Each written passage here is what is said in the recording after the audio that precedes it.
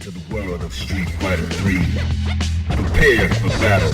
One box could leave you messed up and fractured. Block these uppercuts, they may leave you captured. May the best fighter win and win again.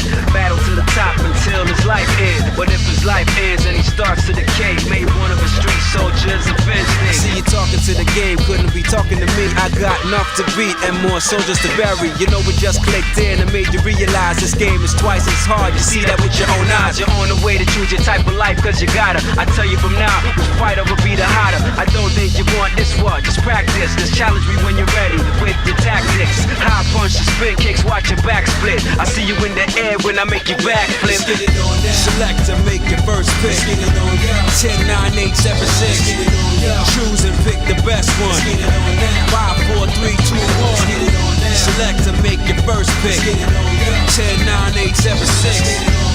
Choose and pick the best one. 5, 4, 3, 2, 1. Select to make your first pick. 10, 9, 8, 7, 6. Choose and pick the best one. 5, 4, 3, 2, 1. Select to make your first pick. 10, 9, 8, 7, 6. Choose and pick the best one. 5, 4, 3, 2, 1. One box could leave you messed up and fractured. Block these uppercuts, they may leave you captured. May the best fighter win and win again. Battle to the top until his life ends. But if his life ends and he starts to decay, may one of his street soldiers avenge things. See you talking to the game, couldn't be talking to me. I got enough to beat and more soldiers to bury. You know we just clicked in and made you realize this game is twice as hard. You see that with your own eyes. You're on the way to choose your type of life cause you gotta. I tell you from now, which fighter will be the hotter. I don't think you want this one, just practice. Just challenge me when you're ready with your tactics. High punch, the spin kicks, watch your back split. I see you in the air when I make you back flip. Select to make your first pick.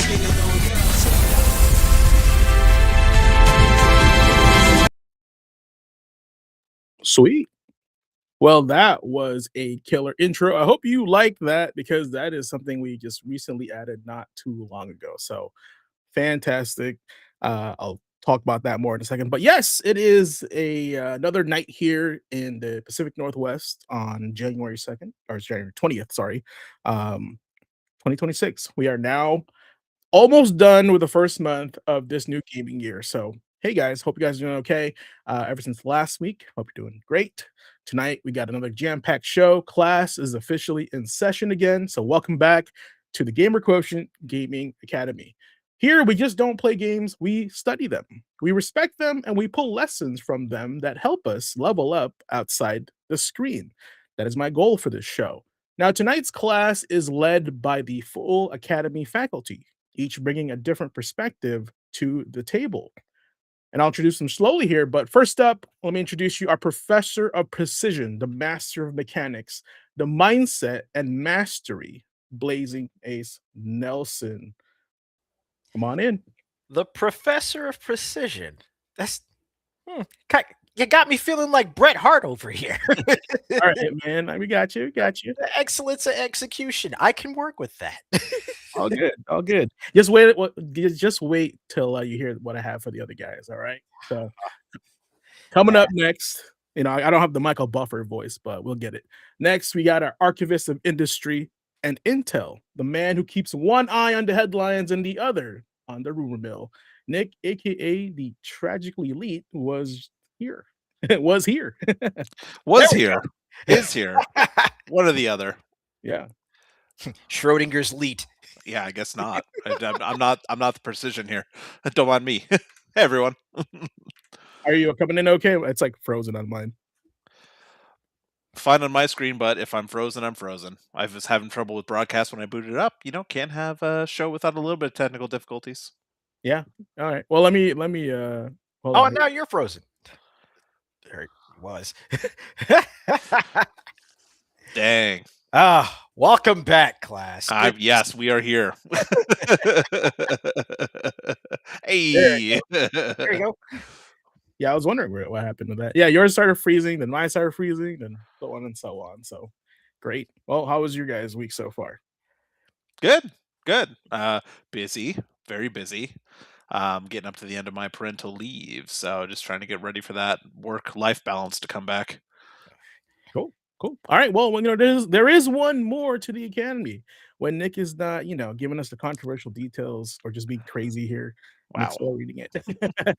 Well, joining us as well, our analyst and storyteller, bringing in the thoughtful perspective and big picture insight, is our new guy on the team here, Oliver. Also, the director, creator / author of the intro we just saw here recently. So pretty cool.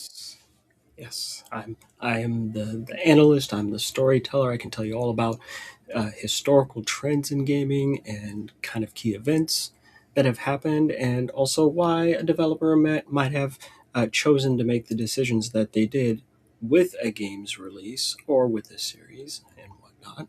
But yes, that's what I really hyper focus in. So, every time we get into news bits and things like that, every now and again I have an interesting anecdote that I picked up along the way. So I'm always glad to share those. Awesome. And always Dandy here in chat saying, Mr. Renaissance Man himself. There you go. We got a fan already. There we go. Jack of all trades. That's what I do. And I can cook. Hey. Now what's up? There you go. Swiss Army knife over here. Got it. And of course, if you guys are not familiar with the show, I'm the headmaster here at the Gaming Academy, GQAzndood, guiding tonight's lesson, keeping the class on track, and making sure we leave every session better than we walked in. So with that said, let's get going here. Just wanted to check in with you guys. How was the week for everybody? And if nothing else, we move on to our first section here. That's cool with you? Yeah, No? let's Good. get on Rock it. and roll. All right. Blue Right Bot says hello, everybody. Hey. All right, Blue. All right, let's go on to our first session here. Taking place of This Week in Gaming History, Memory Card Chronicles.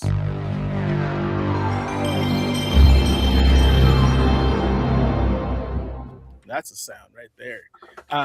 First thing of all, this is the section where we basically chat about the games that remind us from release from Sunday through Saturday of this week, which would be January 18th to January 24th. So, first one up. Whoa, I don't know, man. I think some games I feel came out a little too soon because this game right here, I feel like would come back with a vengeance. So if you guys remember this little title here, please do share your experience with Mind Jack.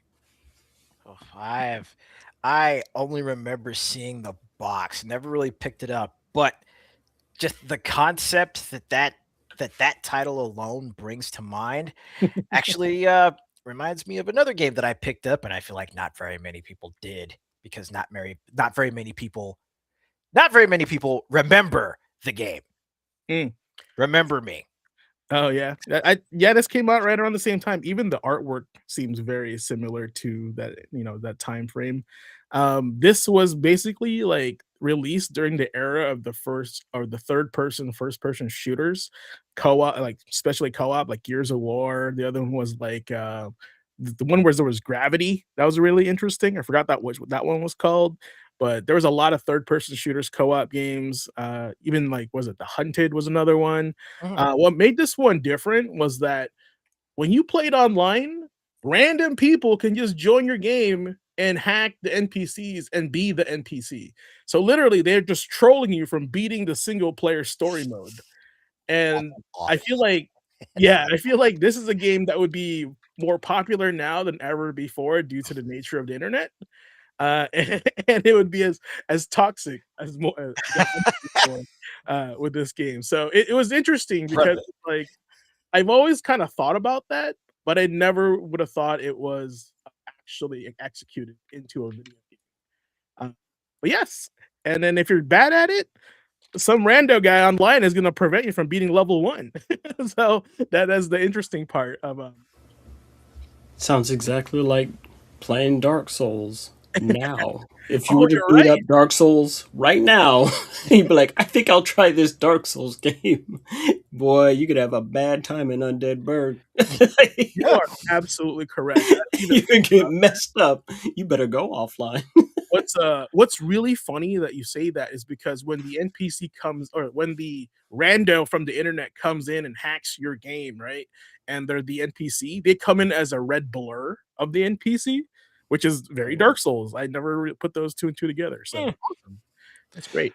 I'm 0% surprised that you recommended this title for some reason, like third person games from this era always seem to be like the weirdest jam that you seem to be a part of. Every time we come up to this era, it's always like the Hunted, it's this, Yep. It's the Syndicate release, it's always the stuff that's just like, man, this was kind of a weird thing, and it's just like, yeah, I played it. They'd always count on you. A dozen. Matter of fact, Binary Domain is one of the best third-person shooters out there. I'll bring it up one more time. But It was a very experimental time, though, in game history. Right around then, 2011, we saw all kinds of weird, Right. cool, experimental ideas. I mean, super in that same experimental time, and 3D jank that just happens to hit just right for GQ. I don't know what it it hits is. just right. It's Yeah, funny. you know, What- It's funny you This is mention that. 2011, right? what do It's you funny love? you mention that because literally Jagos just said the same thing in chat. Yeah, well, Jagos and I, it's the Muso good all over again, but 3D janks. That was my jams. It was, for whatever reason it was. So when we worked together, it's always like he'd always recommend these titles for fans who haven't been following us a super long time. Always recommend these titles to people when I was working with them, and we'd be the most just like, yeah, this is not for everyone, but you should try this game. Yeah, More often than not, it would hit because so few people know of these titles. So they're able to go in pretty fresh. I would say, with that said, go play Fuse. Check that out. Check that out. Here's a game I actually would recommend here. This is actually Nick's choice for the day, and I recommend it because the artwork is from Jim Lee. So take it away. The artwork is amazing, as is the title. I recognize that more than anything. I actually played the SNES version. This day in gaming history, for me, when I'm looking back at my memories with this Memory Card Chronicle, is the 18th of January was the DOS release, which is what this cover is from. But I remember the Interplay box more than anything, and Kyle Blackthorne and his shotgun are just etched into my memory, especially the sound of it as he's going around killing either like the bad guys or the people that are chained up on the wall, because you can do that. But yeah, the sound alone kind of unlocks a core memory for me, kind of similar to Prince of Persia with that side-scrolling platformer feel, the non-scrolling backgrounds, but this had a way more dark vibe to it. And it was really cool to kind of follow that along, because if I remember right, he was a prince of another planet called Tool, and he had to like work his way back there because his father, the king, was able to get him out, like, Kal-El style, before everything crashed down. So kind of a cool little twist, but just a dark vibe, and definitely one of those titles that I remember Interplay for really well. It was just that logo being on there. This was one of my first times seeing that logo. Y'all pop in here for the yes. Let's go. What is your bidding, sire? Definitely very metal it's very heavy metal of the 80s. Kind of reminds me a little bit of like if you took Metalocalypse and put it back into the past over Prince of Persia. Yeah. Like it definitely has that vibe. Yeah, flashback, stuff like Flashback, yeah. That when you jump into a wall. You don't jump into a wall, you bounce off of it. Oh yeah. No, it's real, my man. But yeah, the shotguns and everything. It was very, very cool. I just remember it was one of those games I probably shouldn't have been playing at the time, but I was at a friend's house, so my parents didn't know. And what they didn't, and what your parents don't know, don't get you grounded. Exactly. That's why you swear your friends to secrecy. This game was rated mature. I think it was just the violence in it, with dudes being like chained up and you can shoot them with a shotgun.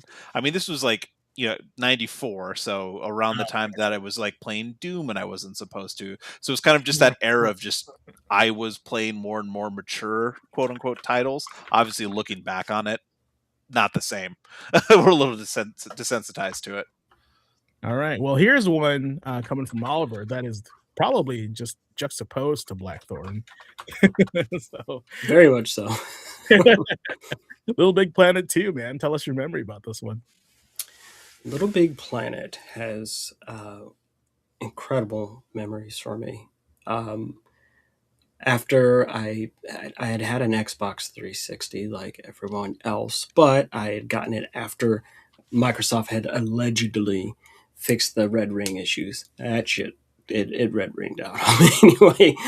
And I only bought my Xbox 360 to play Dead Rising. That was it. I was like, nope, I got to play that. I got to play that.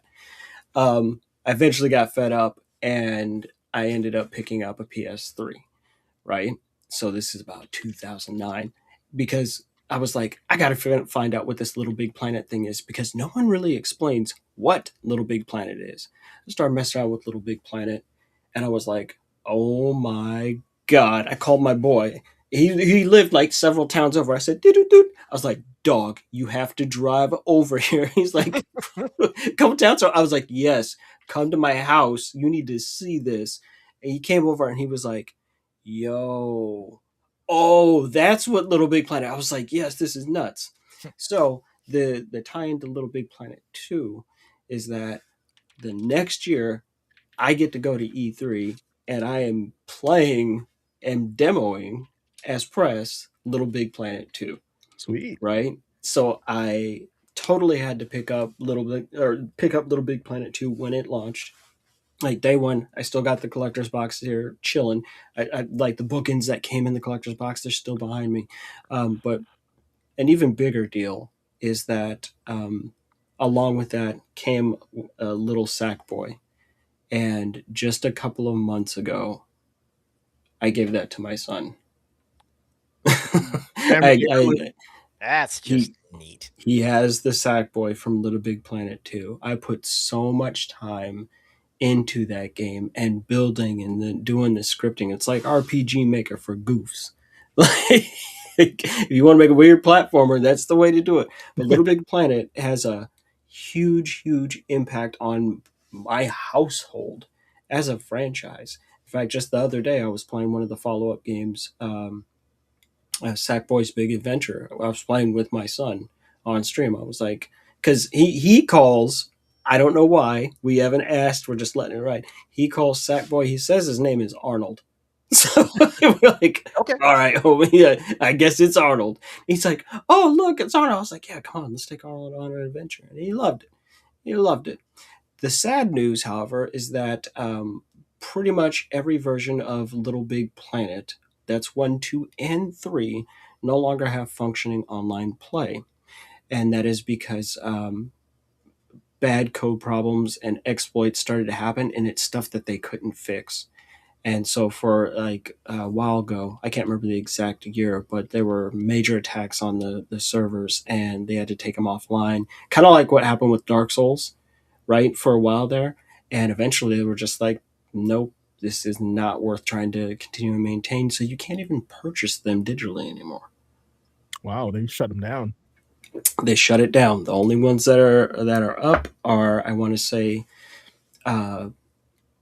the Sackboy Big Adventure, and I can't remember what the other one is off the top of the head, but it's surprising. It's like, that was kind of like a thing for you guys. Yeah, like Andre said, the title's getting delisted. I mean, the founder left, Media Molecule, and if I remember right, they kind of stopped a little bit after Dreams when they were supporting that in 23. Like, it was right before some layoffs too. It's really sad to see because Media Molecule seemed like it was going to be one of those kind of tentpole development studios for Sony for a while there. Obviously not games everyone was going to play, but this was the PS3 era. I just remember this from Sony having Sackboy and them being able to take like a Sackboy Kratos and putting him in the game kind of thing. So it kind of felt like their version of Kirby almost to me. It was going to be something that was going to be big and blow up, and just look what ended up happening, which is too bad now that you look at something like Astrobot and what they're able to do with that. And, you know, you could easily see some parallels being drawn there, or maybe some crossover kind of stuff that could happen. I agree. Actually, I would consider this as like Sony's Fortnite before Fortnite, if that's anything to kind of compare to, because it's like your playground, you know, and it could add so many things to this thing. So fantastic. All right. If you want, we're talking about rare games. This next game here on the 19th, chosen by Nick, is one of the most rare games on the PS2. And it is, of course, from Atlas. Tell us a little bit more about Rule of Rose. Hey, Rule of Rose. Oh, wow. Yeah, we've talked about this a few times before, but shout out to one of the best horror games from the PS2 era and one of the most expensive games to collect for this system. Like James said, It's when we were true. working in the video game store, like anytime you saw this kind of coming in to your store, it was a little bit of a rush, man, because you're like, this is a rare title. You don't see a lot of these. This game was really remembered for its atmospheric gameplay, but it was a little clumsy and a little broken at the same time.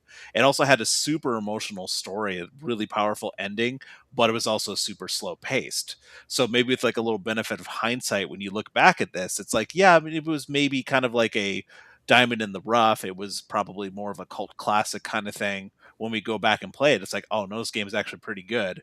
But it's kind of risen to this mythical status almost, just because of the fact that there were so few copies sold. So there's very few out on the market. So it's very hard to get a hold of. It still commands a pretty high price finding this complete. I've even seen some people posting like their finds at like half price books and stuff, and it's it's pretty up there even for places like that. It's true. Are you looking at prices right now? I can hear some clacking. Yeah, I'm looking right now, and it's like, and I've always known that it's a rare game, but yeah, I mean, it's up there. Like I'm looking on eBay right now. I'm looking at about $450 like for a completed Yeah. box, and there are two games that are like that. That they came out around the same time. Same thing, Rule of Rose and Haunting Ground. Mhm. If anyone remembers that, yeah, Yeah. that was Yeah, released really near to each other. Like there was just this teenage girl horror kind of vibe going on at the moment that year, Yeah. and that is Again, also a $500 game. it's one of those things that this, to me at least, when you kind of look back at it, this was before a lot of these games made it to the US market and were popular. We have Resident Evil nowadays, and where we've seen them go with Silent Hill F, and more of a palette nowadays to experience a lot of different kind of games. So that's why games like this tend to kind of come out of the past a little bit, and people want to pick them up, realizing that these experiences were out there that maybe we didn't really know we liked, that we are now able to experience, be like, oh yeah, no, this was actually pretty good. Not perfect, but this was something that was very different than what was out in the era. This and another one I remember coming in, Kuon, whenever that came in on PS2 as well. Yeah. Another very hard to get horror title on the PS2. So yeah, I was seeing price charting here. A loose price nowadays is about $427 average for just the disc. Complete $765. New had a sale last month of $1,500. Good God, That's wild. good God, fuck nasty. That's what I said, chat. Ever since I started this show, I always say buy physical when you can, because down the road it's gonna go up in value. So That's a fact. Emulation it is, Jagos. it is. You're not wrong for that, Jagos. You harm me, matey. I'm on board with you too, sir. Don't worry. I'll get you on that one. But here's actually a sequel to one of the rarest games on the PlayStation 4. Is Gravity Rush 2. So, and this one was also Nick's, right? Yeah. Yeah, but I saw that Oliver called it out earlier too, so let me cede over to him a little bit, and I'll fill in anything that he doesn't hit. You know, one of the things with Gravity Rush 2 is that, well, obviously it's the sequel to a game that was it straight up launch for the PS Vita? Yeah. And Gravity Rush is so fun and unique. You can see where this is where the end of God, what is it? A Japan studio, where it's like they really poured everything they had as big ideas into Gravity Rush, where you can just literally change gravity on the fly, right? And of course, with the original release, it used all the features on the Vita. They wanted you to use the camera and to rotate. That's how you controlled your gravity and everything. So next thing you know, you got vertigo and your ass is falling out of your chair, and you're like, "This is nuts."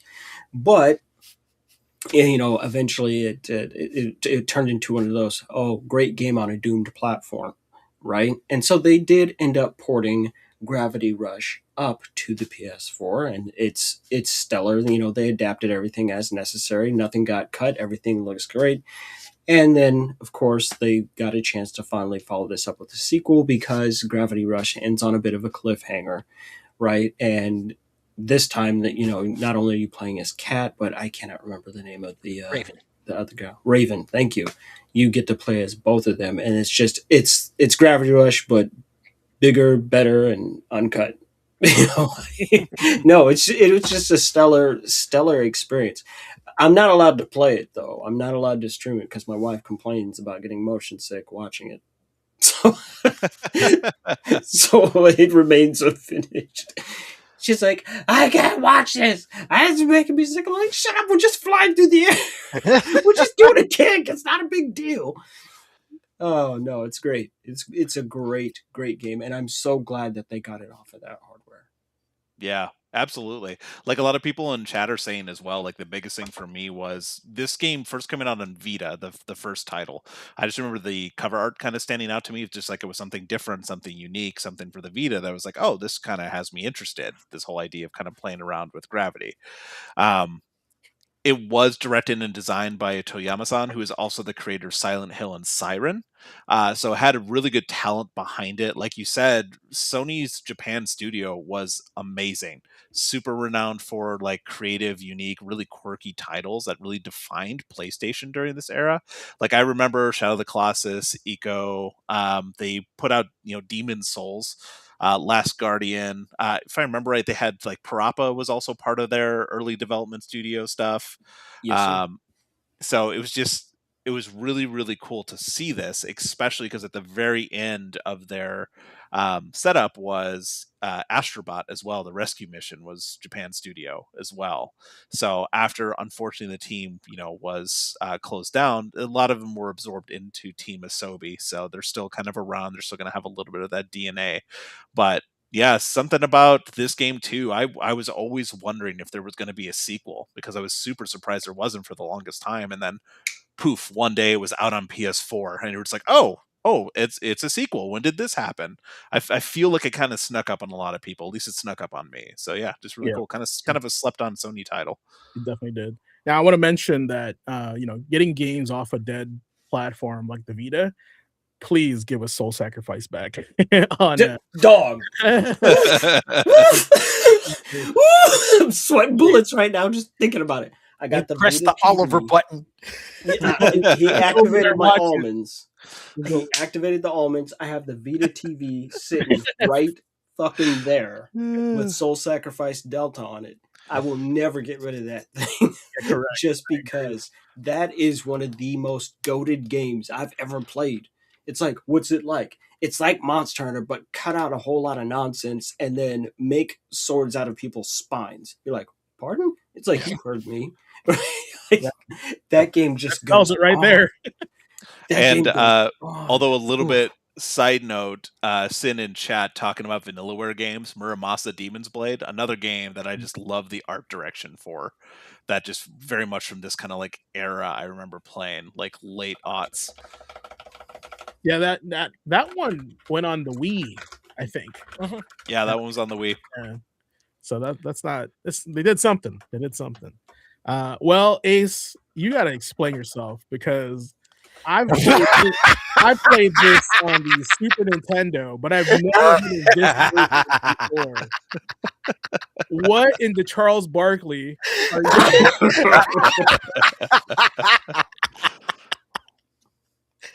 I was waiting for this. What? I don't think this game's real, but go ahead. Okay, so listen, you'll hear the title and you will think, no, this can't be real, but just hear me out. So Charles Barkley, Shut Up and Jam Gaiden, Chapter 1, the Hoops Barkley Saga. Yeah. The main reason that I actually decided to call this particular game out is because it's honestly one of the earlier examples I could think of when fans of certain games just put something together as a meme, just as a joke. But the more they work on it, the more it starts to evolve, and they eventually go, hey, we can really make something out of this. And actually taking a look at the game itself and just thinking back to what little I played of it at the time, because for a while I couldn't find it again. But it was such a crazy time playing Barkley Shut Up and Jam Gaiden. It was like To describe it perfectly, it's Earthbound meets Shaq Fu. I hate that combination. Yeah. Right. Thanks, I hate it. Yeah, it's No, but he's quite serious. It was a very big deal in its time. Like, you couldn't go to gaming places anywhere on the internet in this time period. You know, we're not completely all the way enmeshed into social media, but if you were going to gaming spaces, this game was getting mentioned because it was too good for what it was. Right. For what is supposed to be a big joke. Right, it's outstanding and stellar, and if I recall correctly, it was all made in RPG Maker, wasn't it, Ace? Bingo. There you go. Oh my god. It has no business being this, but there you go. They're like, we're going to make a sequel to Barkley's Shut Up and Jam for the Genesis. It's like, I'm why? sorry, what? But why? But why though? Just to do it, we suppose. And I don't get it. More power to them. After, maybe because that's the point. I played Shut Up and Jam in the arcade, and they did make the Shut Up and Jam 2 game for the Genesis. I did not know that this had released. Now it is. I see it's a fan made one, like you said, an RPG maker. That's I mean, cool. That's cool, but it's there's so many like basketball related. Player related games in my past that I feel jaded looking at this, because we had Shaq Fu, like you said. I owned Michael Jordan Chaos in the Windy City, and there was also Slam City with Scottie Pippen. Like, those were all games that I played because I had to, because I grew up in Chicago and watched the Bulls play, so I had to buy those. And I did not know about this game, and I feel sadder for it. And yeah, I'm also they feeling did a little sick. They did take a good number of I guess story beats from the story question mark. Story's doing some heavy lifting there, man. They took a few story question mark beats from Chaos in the Windy City. Okay. So Shut Up and Jam, Chaos in the Windy City. You're saying RPG inevitably making when we get Earthbound. the 20-year anniversary of this title, there'll be a crossover event? Because I'd play that. You know, when they say who's better, LeBron or Jordan, I mean, there's no LeBron video game out there, is there? I'm just saying. That matters. Anyway, moving on to our next game here, still on the same day, from Oliver, Baldur's Gate Dark Alliance 2. Yours and my favorite. Or boy.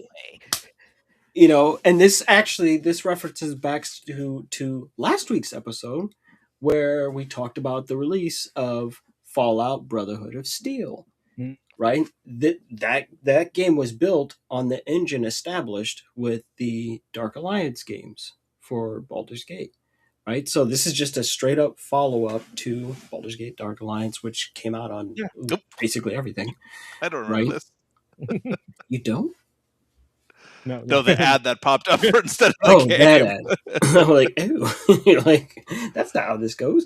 But no, they're just stellar, nice, top down, hack and slash, get your loot, get your booty, move this story forward. It's like Diablo for people that don't want to play Diablo, but they kind of want to just get through it, you know? So it's Diablo, but still have that sense of wanna be progression depressed. and finding that next little loot or getting that next skill. No, they're absolutely stellar games. Like, even now, the gameplay holds up. And, you know, of course, they did just recently re-release these. They did remasters on these. Yep, it's what's left of the shambling course of interplay. Yeah, which I was going to talk about later. Boy, I've never seen a zombie until interplay. Like, I didn't think zombies were real, but here we are, right? But the number one thing that we won't ever do is we will not talk about the existence of the Dark Alliance game that came out. No, it ends after 2. Yeah. They didn't make another one, people. There was never a follow-up. Yeah, again, this was that title that we'd always suggest to people who are looking for couch co-op on console. There were Yeah. so few at the time, and so few that were good. This was always at the top of the list, and we always recommend it to people, especially like you said, anyone looking for Diablo likes hack and Yeah. slashes. Yeah, they're stone cold. They're solid. You're just gonna get in there and you're gonna have fun. That's right. And for- The next Baldur's Gate was done by Valve. That's why it doesn't exist. You know, There is not a no compliment. 3. There's no 3. And so, for those curious, the release dates on those remasters that came out was May of 2021 for the original Dark Alliance, and then let's see what 22 of late July of 2022. So this is real recent stuff, and if you're looking for nice and cheap and get in there and feel satisfied, those are the ones to get. Like you won't be let down. Those games came out like 20 some odd years ago, and they whooping that dog shit out of games coming out today. Just trust this. We're all old. we know this one. We're in agreement. There's a grand concurrence happening here that Baldur's Gates games, the Dark Alliance games were good. Like, just do it. Just shut up and go do it. Do it right now. Shut up and jam. Hey, shut up and jam right now. On Baldur's Gate. Next one here Barclays Dark Alliance. 21st on the Super Nintendo, came out in 1992. Arguably SimCity for the world? Question mark? I would say, and time, right? Yeah. Dude, look at that box art. That's what I remember most about this game, because I didn't have a Super growing up. Was the cover art for this? Because I had a buddy who owned it, and then of course working in a retro store, you see this one come in, you're like, oh, this is different. You don't see this too often. So yeah, more than anything, I remember that. And honestly, odd title. The biggest thing I remember about this is that it was actually kind of like ahead of its time with some of the stuff it was doing. It was using like modern evolution theories in order to do the gameplay, like in order to figure out like where you'd go. So it was actually pretty accurate. So you start off in the prehistoric era as like an organism, and you fight your way and evolve. Choosing sick. Yeah, the box art is sick. That person knows what's up. But you can, as you're like evolving and going through all the different eras, which again were accurate. That was one thing that was being sold on it at the time. You can choose abilities. You can improve body parts. It had a very like non-linear gameplay to it. It was that a little bit of like, it was semi-educational as well, because it followed like the actual historical eras so tightly.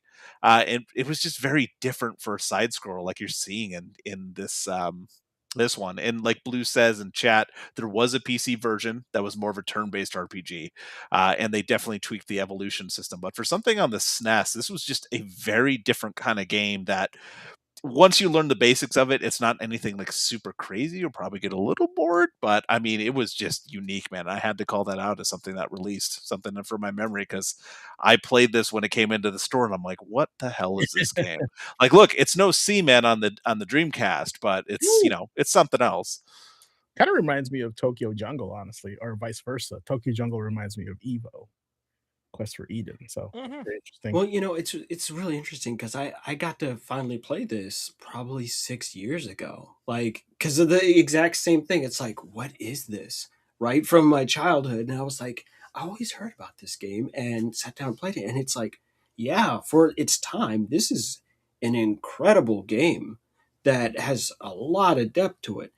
But it wasn't until after the fact, after I got my ass kicked fighting my way through the end, like, because eventually you can evolve into a human. That's one of the worst fucking things that you could do to this game.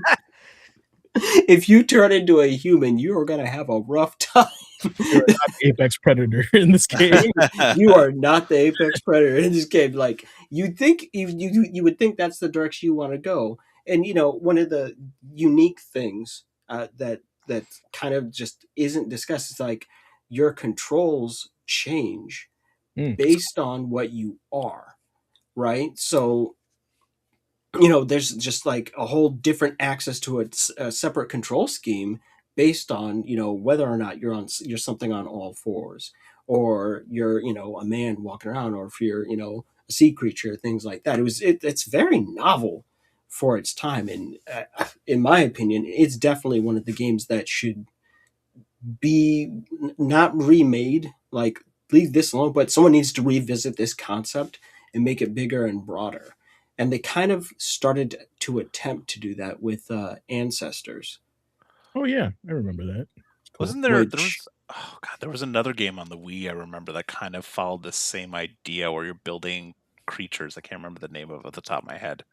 I remember Good and is it not Good? Black and White. You guys remember that one? Yes, I remember Black and White, but that was the God game genre that I remember Mhm. more than anything. Populous. slapping around tigers. Slapping around tigers. Yep. Just cuffing them upside down. What's wrong with you? Like, I'm a terrible god. See, that's why it's okay for Peter Molyneux to be leaving the industry, because he enabled us to be fucking monsters. Is what he did. Everyone else is mad. He just wanted to see what we do. I'm like, oh yeah, no, I'm a vengeful god. I just do the worst shit.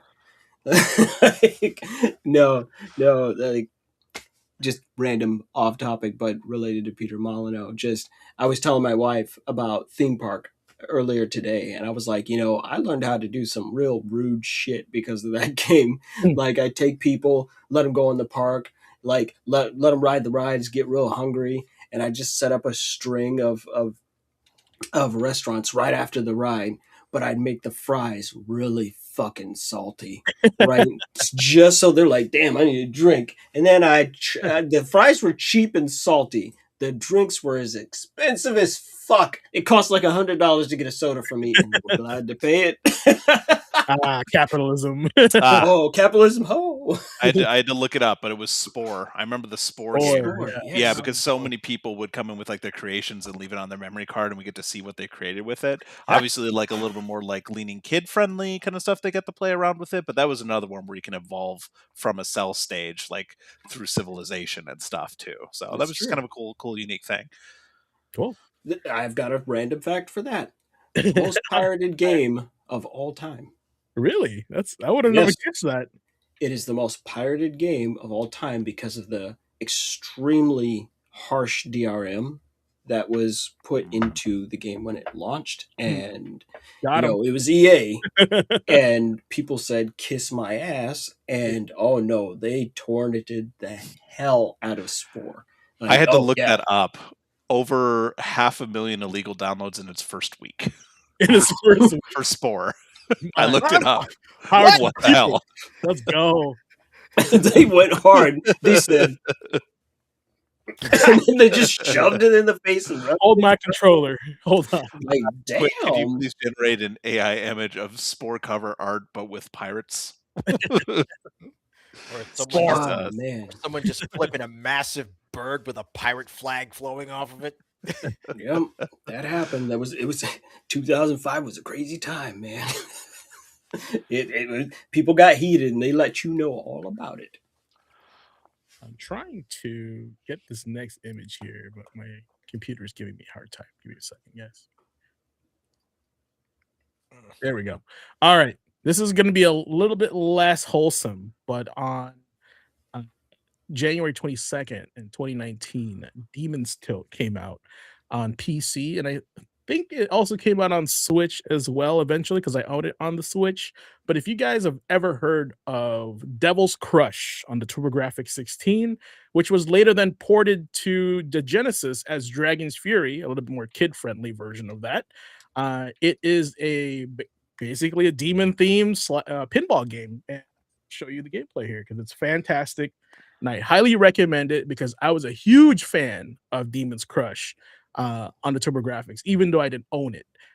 This is one of those. That cover art for Demon's Crush is awesome. It's pretty metal. Dragon's Fury isn't bad either. And they did a good job kind of like taking the devil out of it, right? Because they wanted to be more kid friendly. But shout out to these guys for doing Demon's Tilt because it really brought me back to that era. And you can, pop this on your Switch or Steam Deck. Listen, if there is any other type of game that would just immediately get my attention outside of beat 'em ups and Muso and what have you, pinball. Pinball. You sit me in front of a good or unique or just plain weird pinball game, and you could babysit me with a pinball game, all right?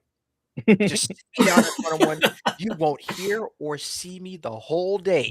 Where's Ace? Oh, he's playing pinball. Okay, we don't have to worry about him. Just take him his lunch.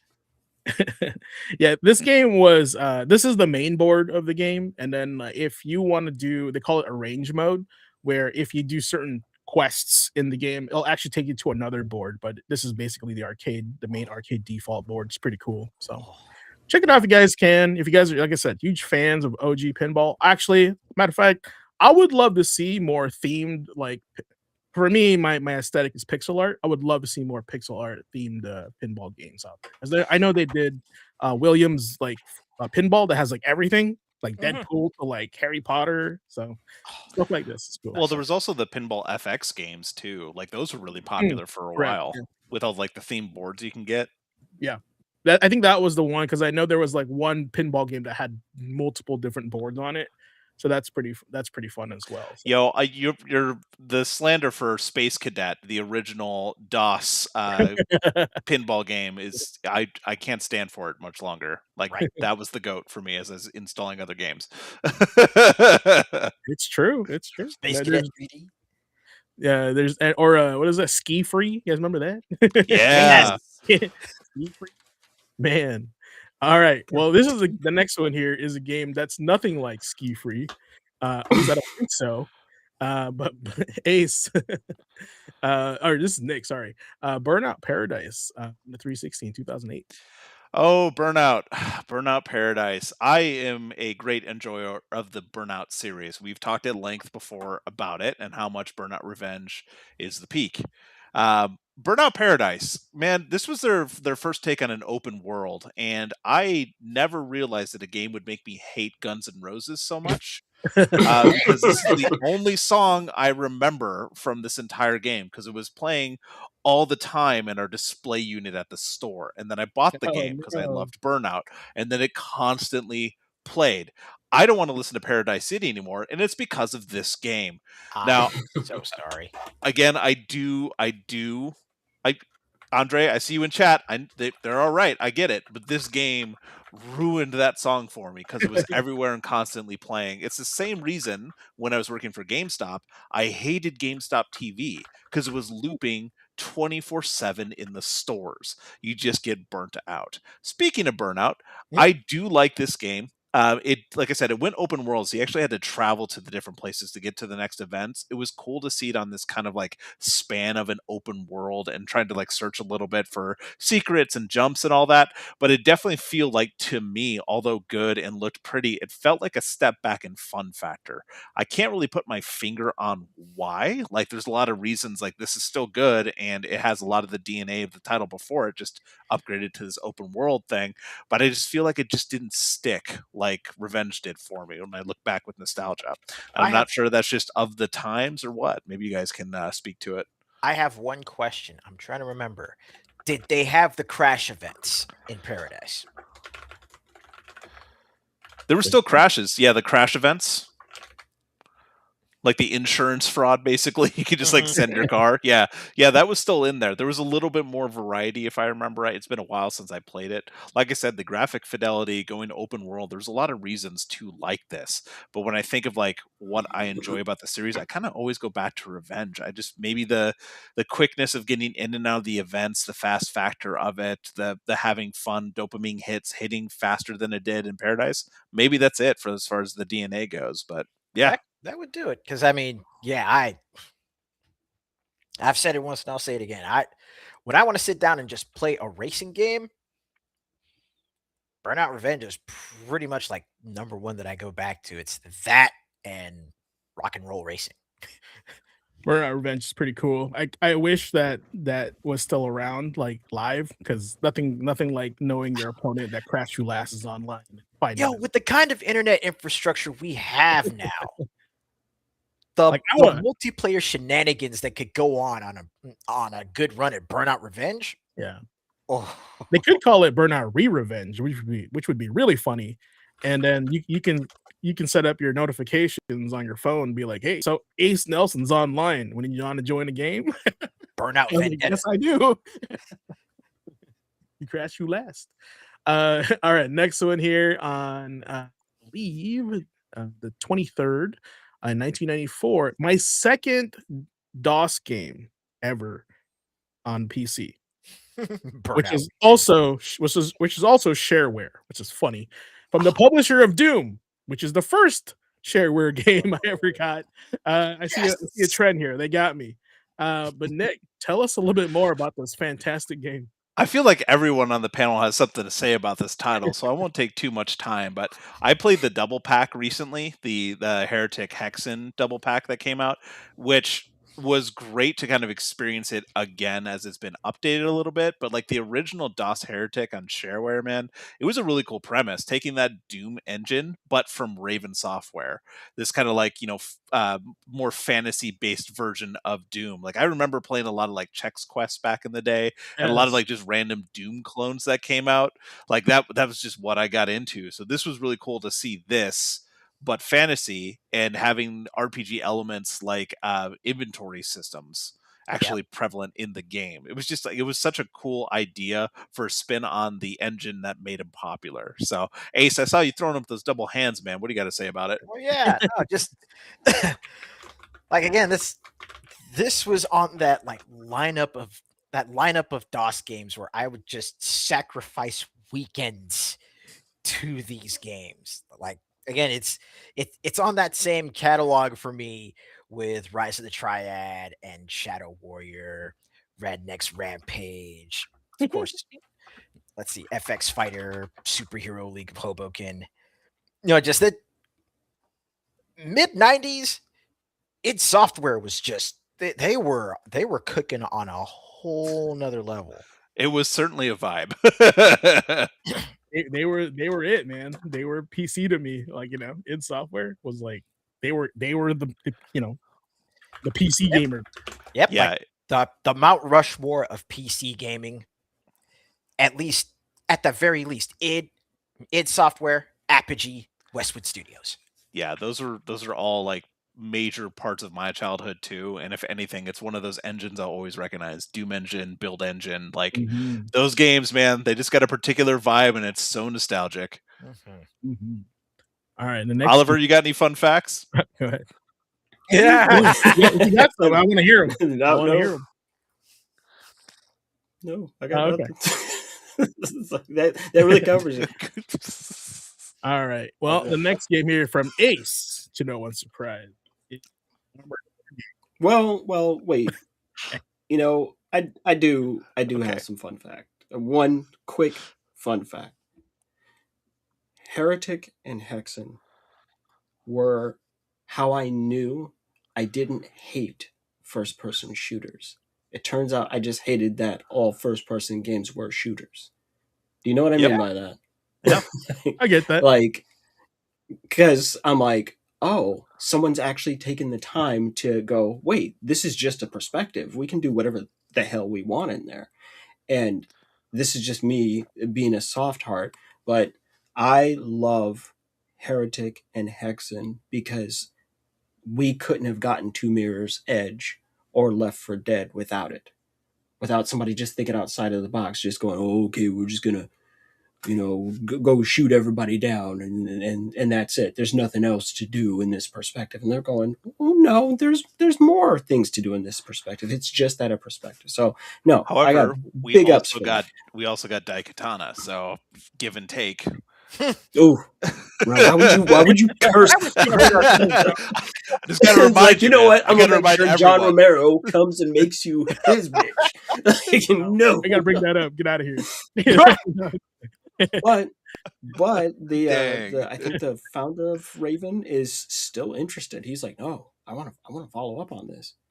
He's juiced. He wants to. So don't be surprised if you hear about a follow up to these games soon. I will be surprised just because of the sequel hell that Raven find themselves in, but we'll see. That's true. All right. Well, Ace, you ready for yours? Go ahead. I know you've been being silent for the longest time, but show us the way with Armored Core Silent Line. So to the surprise of absolutely nobody, It's not even a Muso. That's amazing.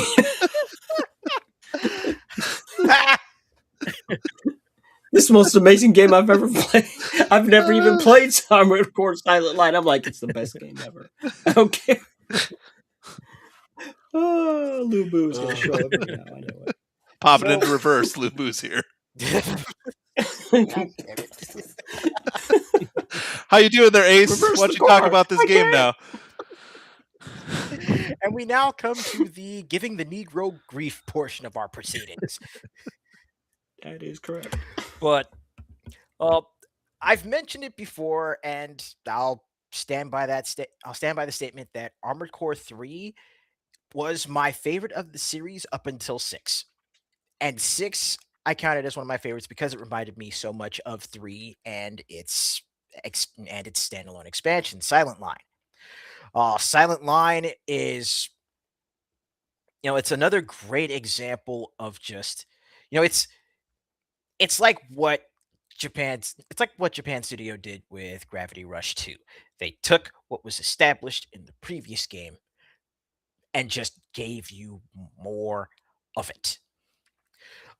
This was also, if I remember correctly, Silent Line was actually the point where the control schemes in the Armored Core games had actually started, slowly being tweaked and slowly making their way toward the control scheme for FromSoft games that people now recognize from, Demon Souls, Dark Souls, and Bloodborne.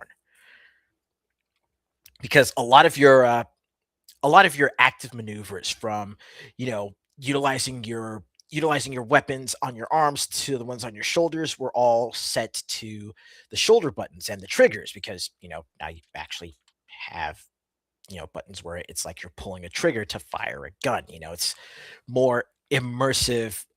It's a more immersive muscle memory kind of thing. Y'all need to stop that. I think it's amazing. Oh, it is. Without question. Go on. Proceed. But even with the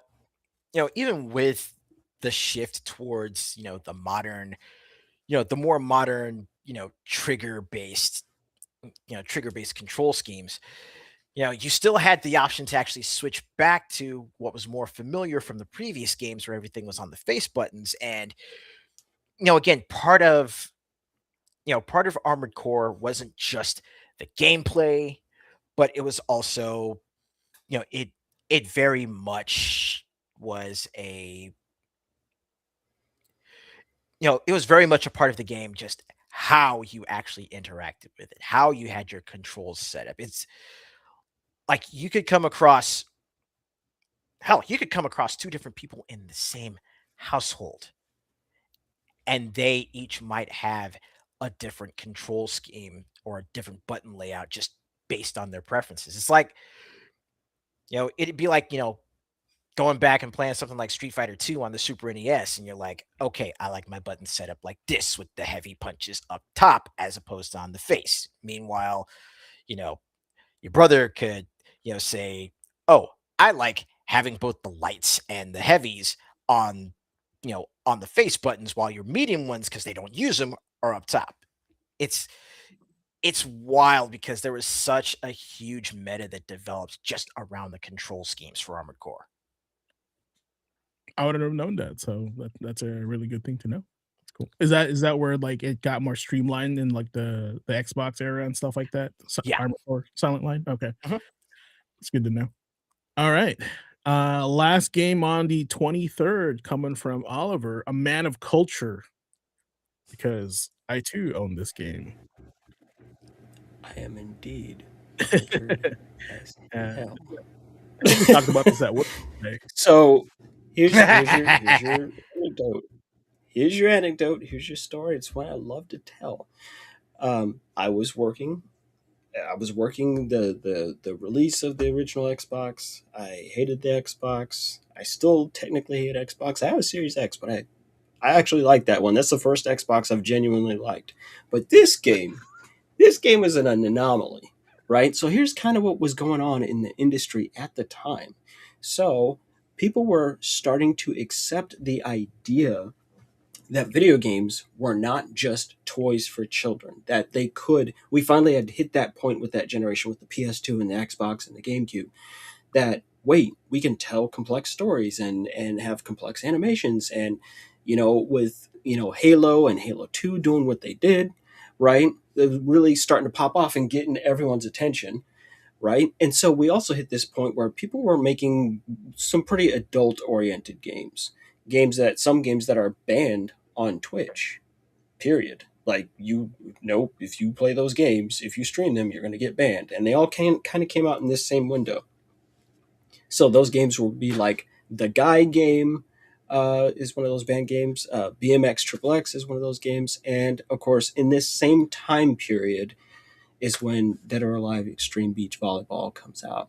The joke here is that, I happened to be working at the store with my brother. My brother worked there too. And it's me and all the homies, and we'd all hang out and all that. And we're like, yeah, we're gonna go get that titty game on the Xbox. We started playing this game. We're like, hold up, there's a competent fucking volleyball game here. Wait a minute, this is serious. So we showed up for chicks and we stayed for it. This is the best volleyball sim I've ever played in my life. What the hell is happening? The coldest volleyball game since Super Spike. Yes. And Super Spike don't joke. You be blasting the dude into the next counter. You don't play that game. But this game, next thing you know, you're like, if I don't get this girl this lipstick, she is not going to fucking perform tomorrow. I have to. You're like, I have to get. So it's a dating sim. It's a volleyball game. It's about getting these girls to get along. There's a whole lot of shit going on here that we did not anticipate. And so it's kind of nice. If you have not played Yakuza 0, Oliver, for the Cabaret Club minigame, you're missing out. You know damn well I have Yakuza 0 and I've been in the Cabaret Club. I know all about that. I got Yakuza 0 soundtrack in my ears, man. Woo! Yes. Like we said, a man of culture. I said, wait a minute. This is amazing. I was like, look, I'm like, girls, we got to get this money. Right? They lined it up. I was like, oh, I didn't know we were doing real business shit. So, but no, Dead or Alive Beach Volleyball. It's a wonderful game. And this game is the debut of Lisa, who was just on the screen to the franchise. This is one of two games. I remember working in a video game store where it was exactly that conversation you just had when people come in, where they come in like, oh, look at this game. And you're like, man, I thought the same thing, but then I played it, and there's actually a really good game underneath this, and I hate that I have to say that.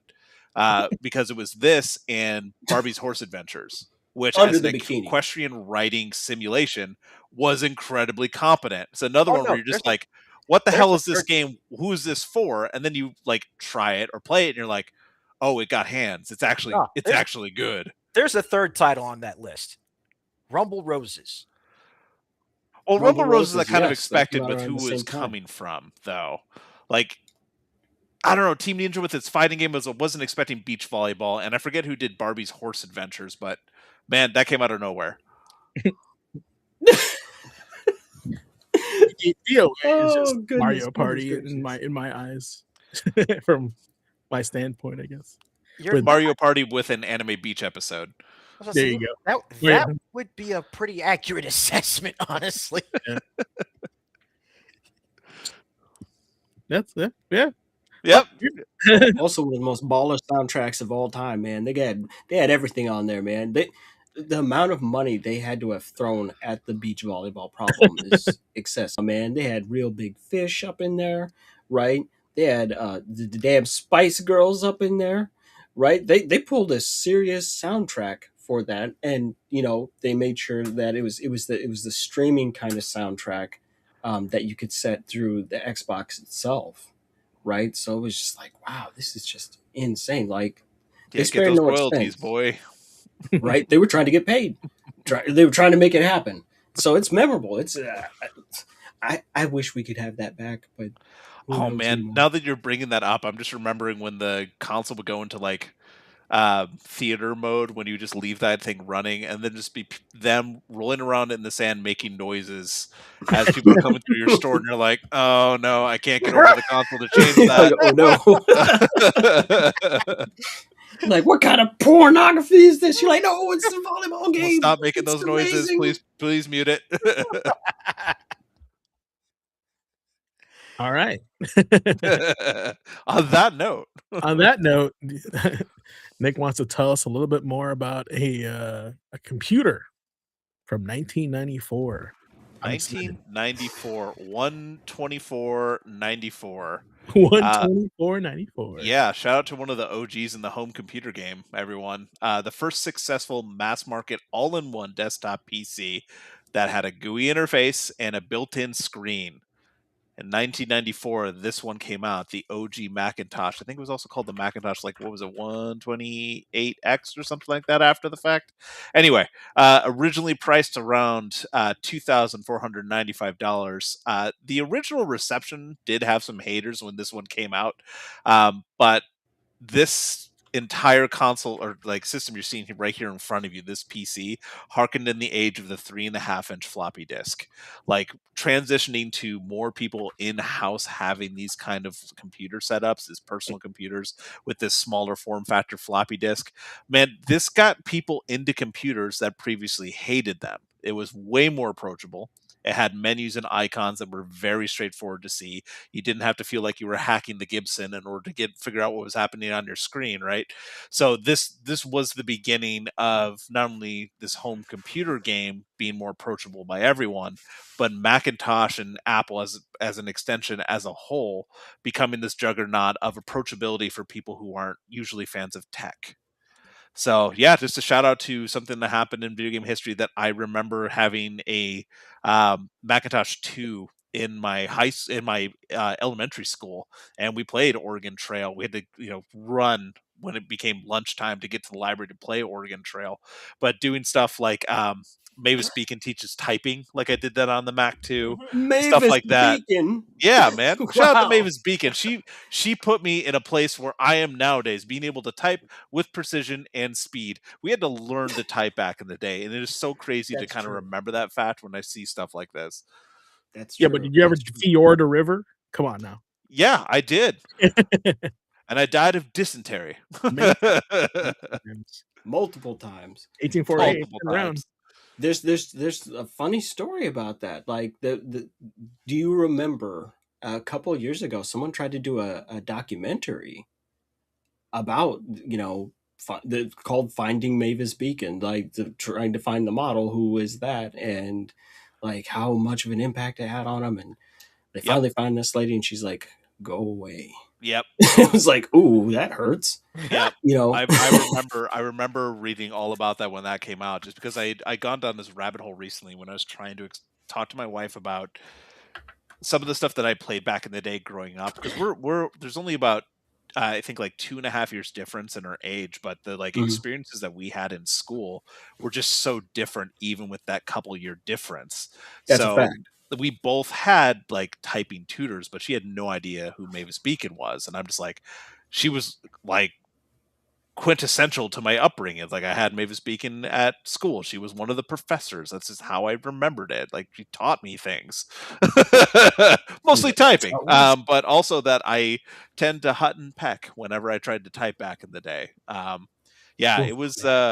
It was intense, man. I think maybe that started my love of like Typing of the Dead when it came out. Was just kind of thinking back to those times playing typing games, which is absolutely goated, by the way. Yeah, like every time it comes out, you gotta buy it. That's the rule. No matter what system Typing of the Dead comes out, you gotta play it. Like related to what GQ was saying.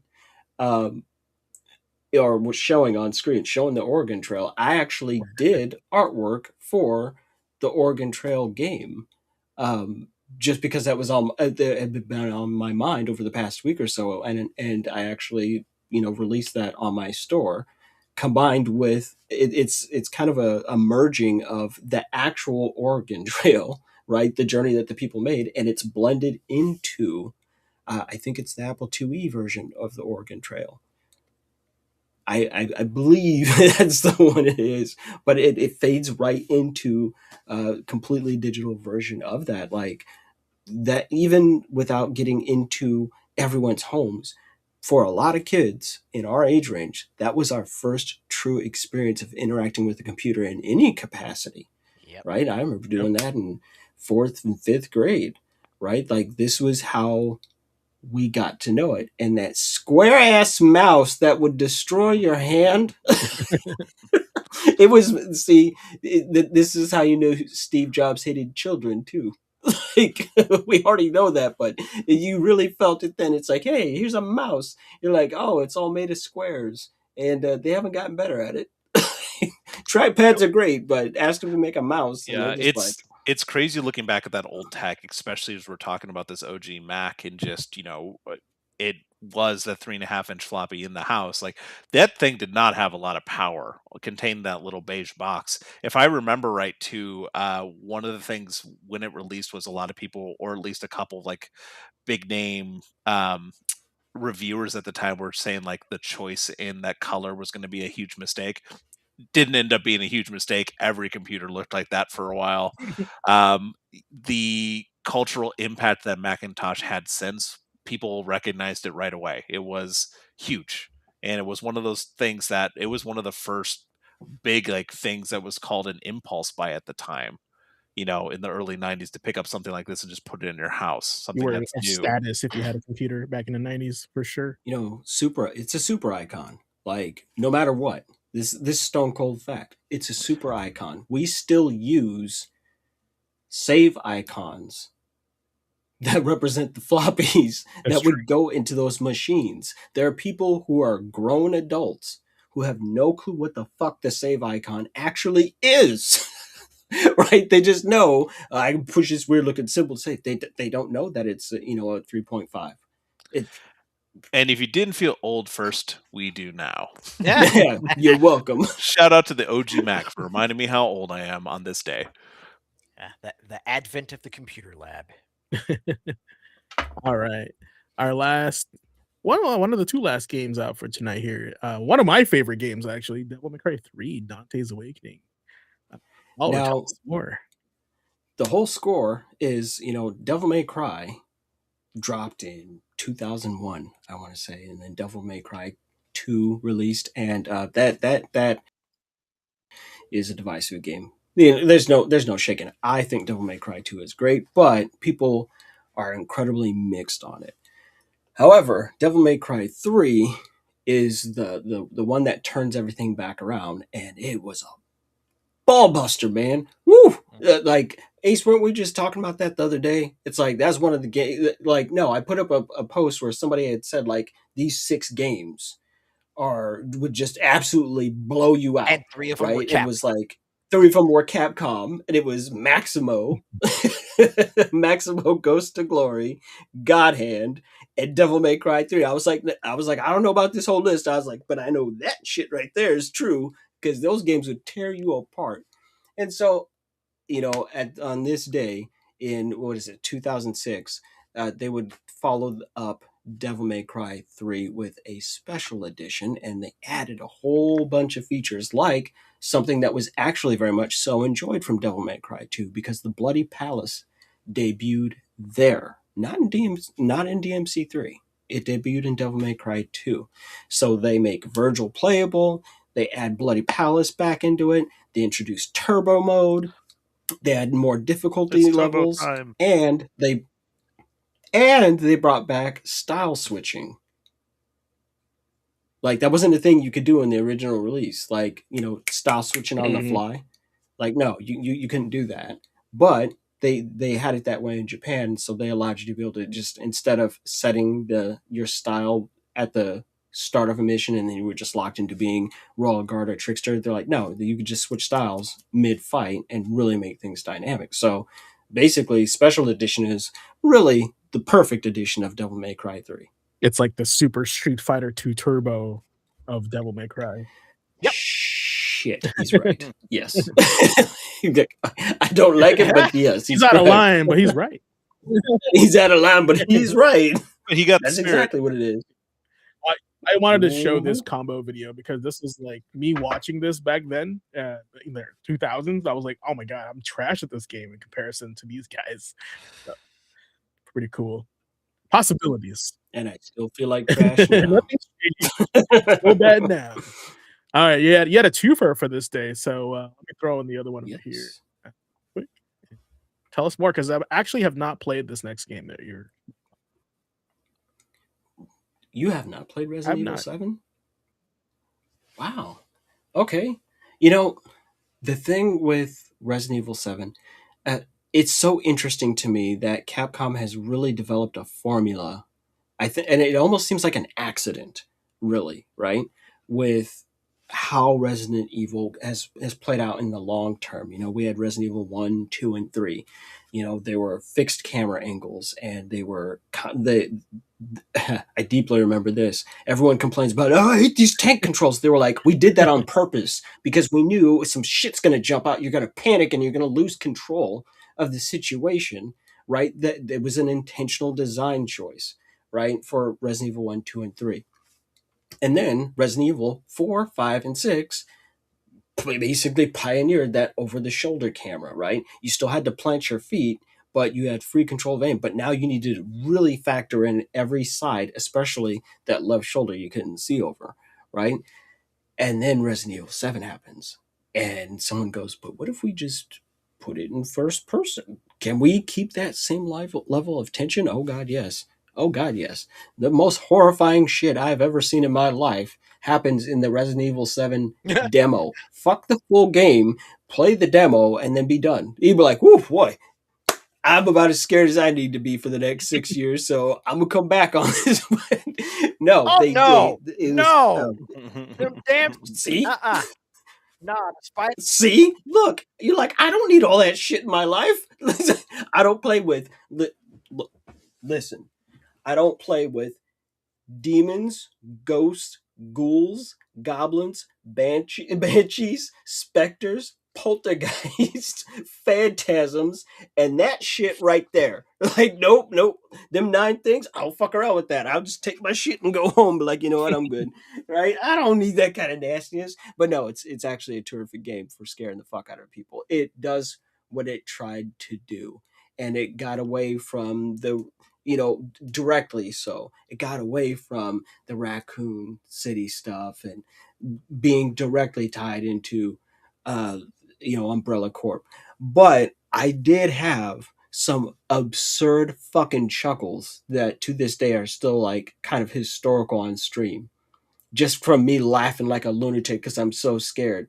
When old girl cut off my man's hand and he poured some of that Robitussin on the fucking nub. And I was like, dog, that's not how that fucking works. And he just put his hand back on. I was like, what are you doing? I was like, you can't just pour Robitussin on your stump. That's not how amputation works. No, I lost it laughing. I was like, oh, no matter what happens, just carry on the bottle of Robitussin. You can be good. You can be good. You'll be fine. But obviously, they followed it up with Resident Evil 8, with Village and big goth mommies became popular again. Like they ever fell out of popularity, please. It just became more of the cultural zeitgeist. It did help. It did help that with this one, they did start with the VR stuff, PSVR in that one. That's true. Definitely even scarier thanks to that inclusion. Like I tried it, did not like it. It was even worse. Yeah. You're like, nope, this shit's too scary for me. You're like, nope. And when people be like, you're a bitch, you're like, yes, I am. It's the same. Relax, it's the same when I put on the VR for Alien Isolation when they came out with the VR mode for that. It's like, oh, quit being such a baby. Wah, damn it. Yeah.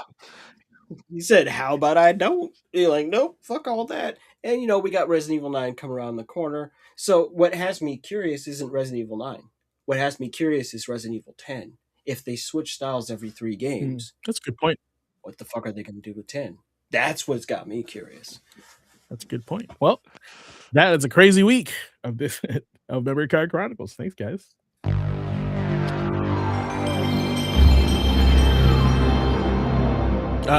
That's such a good sound. And the next part is your disc not loading. It's awesome.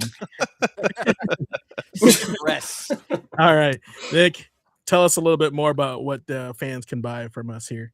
Disc read error. Before we move on, quick reminder, if you want to represent the Academy outside the classroom, check out the Gamer Quotient merch store. From tees and hoodies to hats and more, everything in the shop is designed for gamers who live the lifestyle, whether you're grinding late nights, streaming, or just repping gaming culture day to day. Or if you're like Oliver, man of culture, playing a little DOA beach volleyball, make sure to have your merch on. If you support the show, the podcast, and what we're building here, grabbing merch is one of the best ways to support the Academy. Links are in chat. Class always looks better in uniform. You guys, also, if you guys get merch and take a picture, we'd love to feature you on an ad or our social media posts. So send us those photos. I would love that. So that's awesome. Fantastic. Thanks, Nick. Well, you still got more to say. So I know. I can't go away. Let's take it over to Quick Bytes over here. Let's go. Quick Bites and Rumor Mills, Gaming Academy's rapid-fire roundup of the biggest stories, updates, and whispers in the gaming world from this last week. Let's start off with some quick bites, a little bit of news for everyone. We finally have a release date for Marathon Class, and it is March 5th.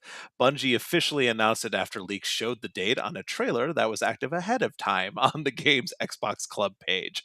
Whoops! Well, might as well make it a real thing. We found out that the base game will be $39.99, while the deluxe edition will be $59.99 and contain some in-game cosmetics and currency. There's also a collector's edition that will be $230 with the game, or $170 without the game. It has a 1/6 scale thief statue with LED lights and some other physical goodies and in-game bonus cosmetics. Looks pretty cool if you're gonna toss that kind of money down on something like this. The official trailer is getting a way more positive response than we've seen for the title lately, and I personally still think I enjoy the vibe and art direction for what they had to change it from, but I'm just not an extraction shooter fan. What do you guys think here on the panel? I'm curious. That's me. Yeah, again, No, I'm not big on extraction shooters. likewise here. However, some of what I've been seeing as far as who they've apparently got on the voice cast for Marathon, some rather big and pretty notable names. Yeah, Andre in chat is also talking about the voice cast. It is definitely stacked. With the increasing popularity of something like Arc Raiders, it may have opened the door even more for Marathon as opposed to the opposite. There's just more people interested in extraction shooters now. And if they've tweaked the art and made stuff that people like me are interested in, they might grab a little bit more than maybe they would have at the very beginning of their planned launch. So we'll see what happens with that. Xbox Wire has also released information on Life is Strange Reunion today. This news just dropped this morning, detailing the last chapter in this in the story of fan favorites Max and Chloe. The game is due out on March 26th, and senior brand manager Andrew James wrote how the choices made in the previous titles will ultimately decide how the definitive conclusion for the characters will play out. Great news for series fans. I know Life is Strange has a really, really big fan base, and it's really cool to see how much they're really tying in the story elements and how decisions will actually matter to the actual ending of the game. We're not getting a 3-color coded kind of thing at the end of a game anymore, right? Our Discord and podcast has been filled with love for Ball Pit lately. These guys won't stop talking about it. Community member Andre shared in the lounge chat channel in our Discord. We have the first major free update on the calendar. The Regal update launches January 26th, which will feature 2 brand new playable characters, new passives, and yes, 8 new balls. Perfect. DigiXart and THQ Nordic's Tides of Tomorrow shared that the game is being delayed and is now set to release April 22nd. Feedback the team got in its demo and ongoing beta prompted the delay, with improvements being made due to what the team had heard. As someone who worked with Xbox research personally, it is really good to see that companies continue to listen to these feedback mechanisms. So it getting pushed back, it making improvements, and ultimately, hopefully, a better game for its fans is great news all around. After working for 20 years with the company, former Assassin's Creed franchise executive producer Mark Alexis Cote has filed a nearly $1 million lawsuit against Ubisoft, alleging his dismissal. Basically, bad. The lawsuit is really centered around how Ubisoft's streamlining via going to Vantage Studios, stepping in and trying to streamline the entire process of the releases, forced Mark to choose either a demotion or losing his job as a whole. He's looking to also get rid of the non-complete cause that's in the contract that he signed. He's trying to get that dismissed, which highlights something tech and gaming workers are super familiar with, especially in today's gaming market. Valve has announced the 2026 lineup for every Steam sale in 2026. Get your pocketbook ready, fan.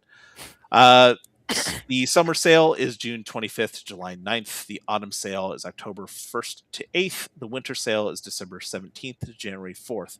Don't forget, there are also the Next Fest sales, which are happening in February, June, and October. And there will be the general genre-specific mini events that kind of pop up throughout the year. So, plan your spending ahead of time, or if you're trying just to pad your backlog, there's the dates for you. Yeah.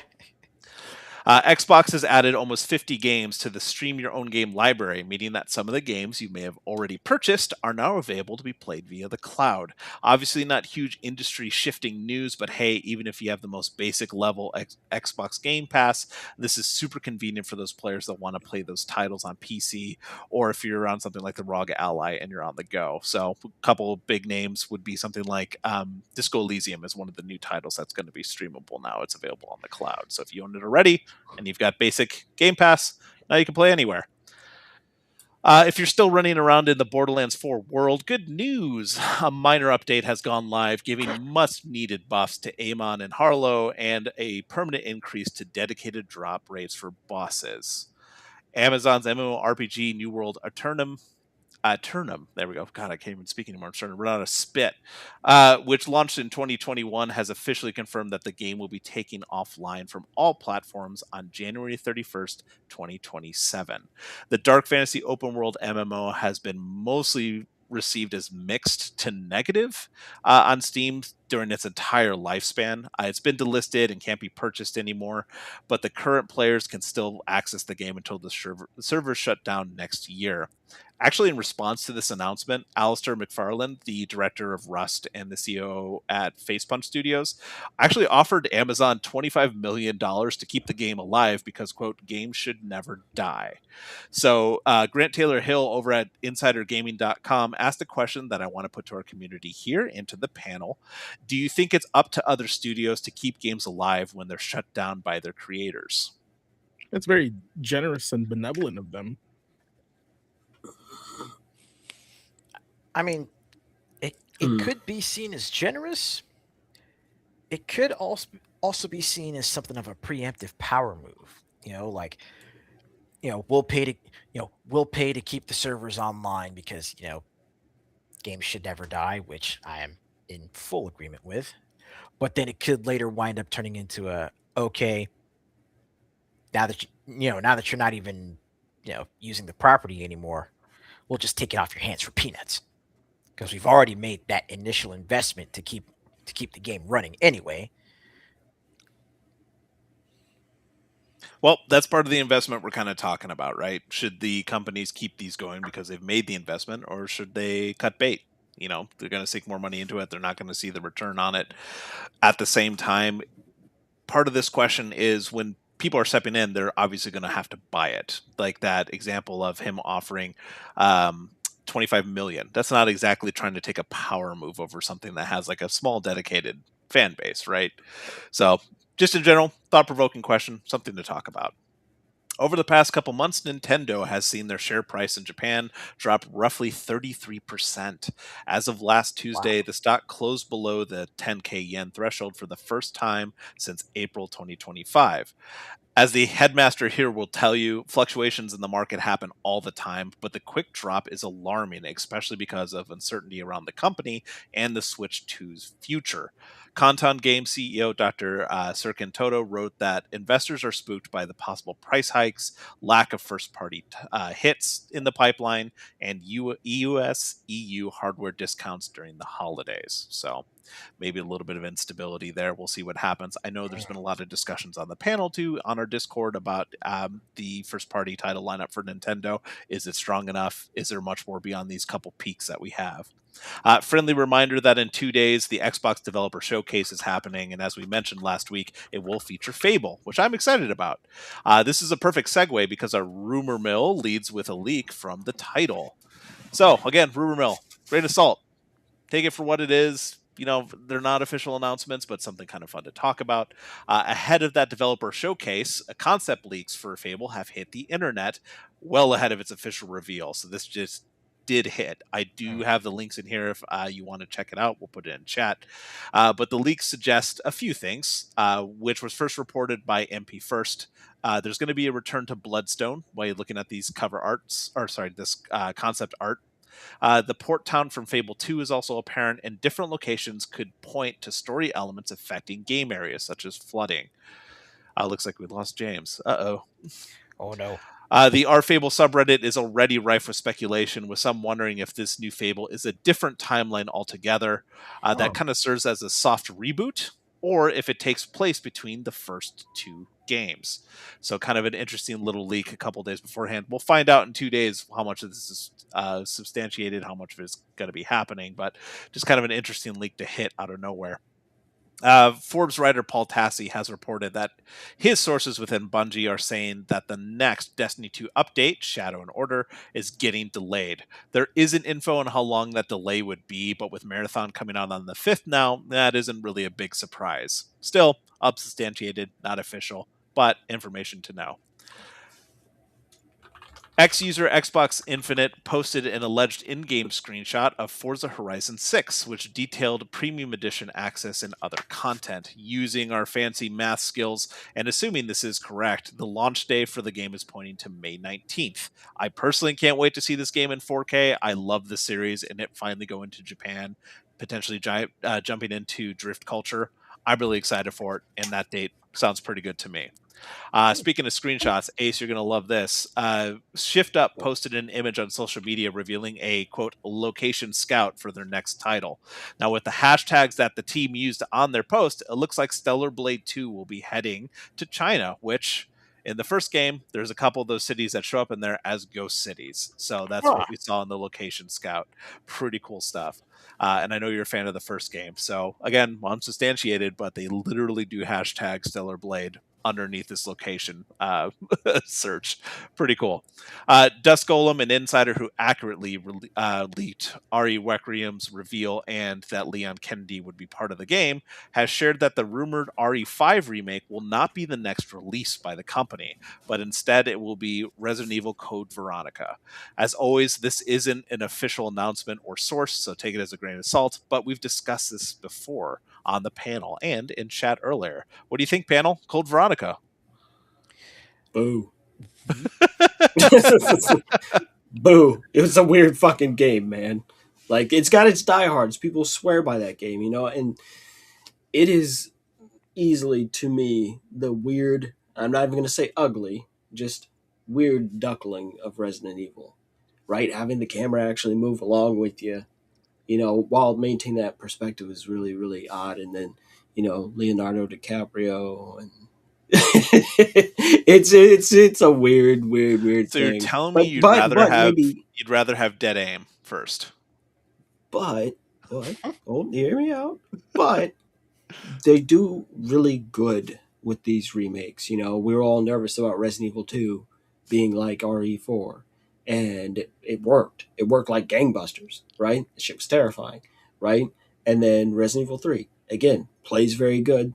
It's like we nailed it the first time, followed up, keep your same story beats, you know, keep going forward. Then they did Resident Evil 4, right? And it's like, okay, well, all those games are based on that, and you knocked it out of the park. So I've got faith that maybe they're going to do that, right? Everything is just going to, you know, classic Resident Evil will be in that over-the-shoulder perspective. And if they do that, I think it'll give a wildly different audience than what it had before, right? I think that it's going to be really, really interesting for people who never played it, right? Of which there are many, right? Like, And then on top of that, it's going to be really fun to see the people who love Code Veronica, how they're going to react to it more than anything else. Like that, those are the people that I've got my eyes on. Not the people that never played. They're like, no, the diehards, and whether or not it still feels like Code Veronica for them. And and what differences between the OG and the remake they're going to point out. Yep. Because boy, they're going to do that on a level that just no one should care about. They're going to get right down to it. Listen, the stitching on Claire's jeans is not the same as it was in 1999. I'm like, why the fuck do you care? But no, You understand we have to live for this. They're going to go hard on it, right? It's going to be like Silent Hill 2, except that Silent Hill 2 went over really well. Like, no, people are like, hey. We'll see what happens. That's the roundup for the week, fam.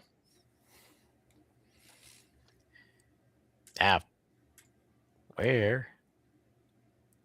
There he is in the background. Hold up. Is this thing on? Can you guys hear me? Yeah, we can hear you.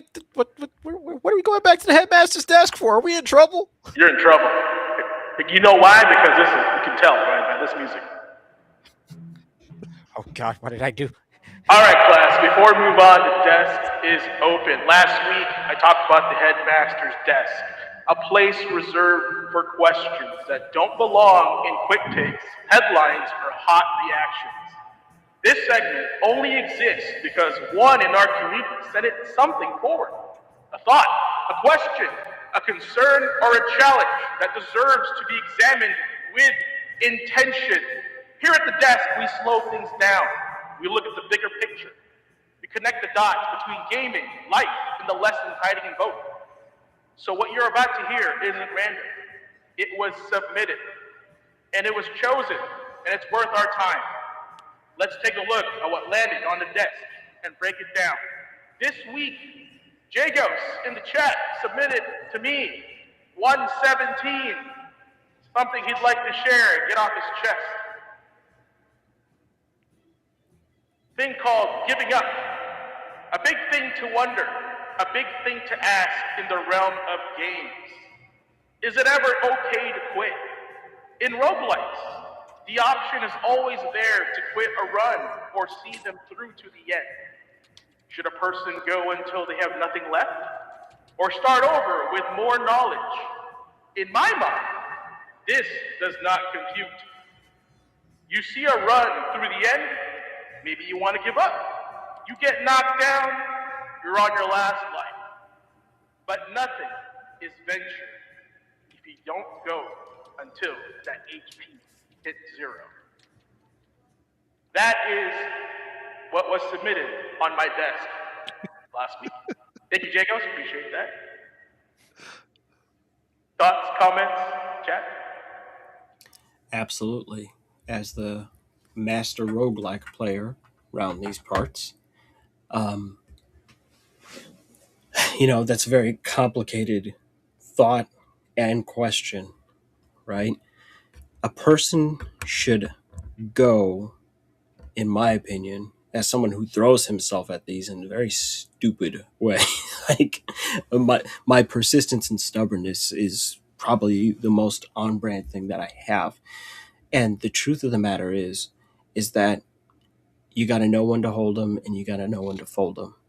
And you need to be able to recognize that's really the skill that you're going to pick up, is knowing when to walk away from a doomed venture more than anything else. I play a lot of Enter the Gungeon. I've dropped 900 hours in Enter the Gungeon over the past 10 years. And I can tell you sometimes things just don't line up correctly. And no matter what you do, your skill cannot compensate for how much the chips have been stacked have been stacked against you. You got to look at it like Balatro. Sometimes you're just getting fucked. There's nothing you can do about it, and you got to be able to take that L. But more importantly, we always talk about being a good winner, right, and having sportsman-like conduct. but we also have to learn how to lose gracefully too. One of the things that Ace and all the people that come on my stream has seen me do is they've seen me change what the definition of winning means, right? Especially with something that I've never done before or never experienced or anything like that. I stopped treating winning as my goal, right? The best way to put it is when I go into, say, Monster Hunter, and I fought a monster or I'm fighting a monster I have never dealt with or encountered before at all in the franchise's history. I don't go in with the intent to win the fight. I go in there to learn what the hell is going on, right? So if I win, oh, look, okay, the skills you already had were good enough to get you through and carry it, and you don't need to worry about that. But if it's something that's out there doing something crazy, I go, nope, I'm now clicking over to I'm learning, and here's the information I gathered. So even if I card out, even if I have to quit, even if I need to restart, I know something that I didn't know 5 minutes before. And if I change the terms of me winning to learn more than what you previously did, then I never lose. So it's all about the approach, if you ask me. How you're deciding to look at this. Am I treating every run that I don't complete as a failure? Or am I treating every run as I learned something that I didn't know before? And then suddenly you start having a lot more fun and way less frustration. That's my take. Awesome. Well, guys, if you want to participate in next week's Headmaster Desk or whenever, because I only do these when they get submitted, throw it out in our Discord here on the channel, the Headmaster's Desk. So, get it featured on the show. So appreciate that. All right. Well, the next segment of the show will show you to not give up, but also to teach you how to not to get to that point even at all. Ace, this is the tech.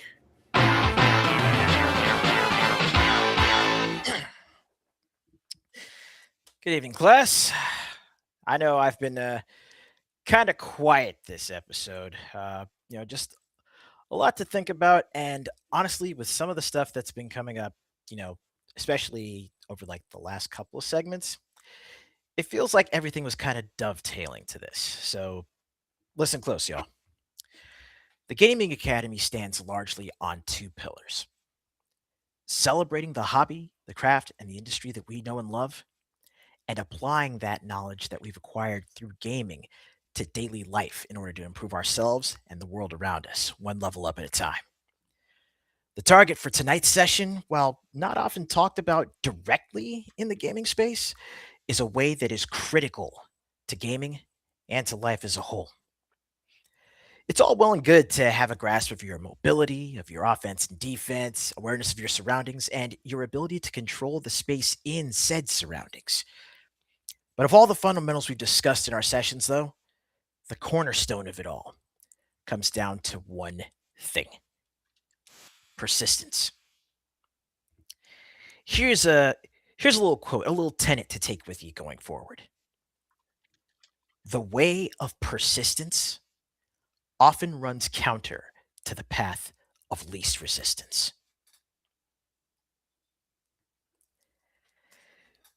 Quotes that you hear like, quotes and phrases that you hear like, get good, hold that L, fight, die, repeat. The very concept of leveling up itself is the essence of the way of persistence. The reason we're all here today is because, due to whatever motivators we have in our lives, we didn't stop. We didn't give up. We saw the game over screen and press start to continue or put in another quarter. The famous opening line to the Sega classic Golden Axe highlights the quintessence of persistence. Rise from your grave. In recent years, there have been a plethora of games that have made the way of persistence into a mechanic that players can actively engage with. From Dark Souls to Wendigo Blue, Rogue Legacy to Vampire Survivors. In some games, this is a central plot point as well. You fight as far as your knowledge, skill, and ability will carry you. If you reach the credits, you can play again or move on with the knowledge from your journey and proof of victory. If you lose, you take what you learned, you take a breath, then you take another shot at the goal. Hold on, Ace. Rise from your grave. There you go. There you go. As the Japanese saying goes, fall down 7 times, stand up 8. More recently, in titles like Monster Hunter, God Eater, and Freedom Wars, you have multiple chances before you cart out of a mission. However, to move your story forward, you only need to finish a hunt once. Hades stands on the back of the simple fact that Zagreus will die, but he will eventually stand up, stride from the river Styx, and fight his way out of the underworld once again. Persistence has been in gaming from the start, and this trait is lauded more often than not in offline spaces as well. Persistence leads to growth. It leads to records being broken and to boundaries being set.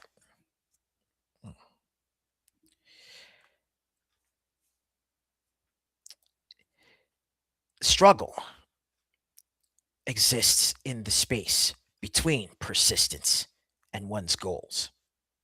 So if you ever find that you're having a hard time, whatever it is that you're doing, not to romanticize it, but just, to give you another facet to look at it at.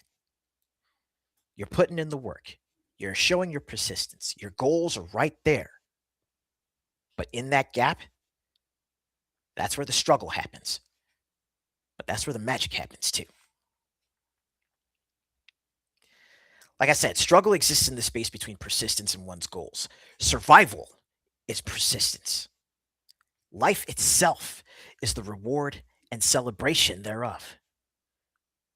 Persistence is both action and mindset. It's the grind. It's leveling up. It's earning achievements and trophies. It's working toward that next armor set, mastering that combo, perfecting your aim, solving that puzzle. That's persistence, class. Now for our case study, I'm gonna get a little serious with you, a little personal. Because you see, this lesson is significant for me because today marks a particular anniversary. Today marks 3 years to the day where I faced a major game over. GQ, you were there for the call. Oliver, you were there for the calls before and after. But in the hours after that event, it was my will to persist that led me to reaching out to my friends and brothers for help, for guidance. It was my persistence that brought me into a new struggle where the goal was revitalizing and redefining myself as a human being. The fact that I'm still here today, the fact that I'm talking your ear off right now, is proof of that earlier mentioned tenet. It would have been easy to give up. Giving up and wallowing in what I was dealing with at that point. That would have been the path of least resistance. But the way of persistence often runs counter to it. And it tends to be more rewarding at the end of the road. But the fact that I'm still here today also is proof of of a tenet that runs in parallel to that. If you can see the game over screen, then the game ain't truly over.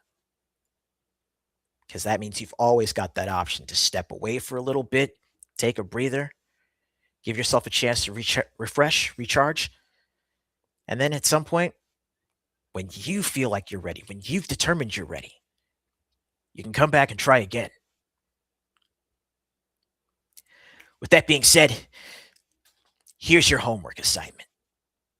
It's a long-term one. It's not going to be something that's due next week, right? The objective for this is progress.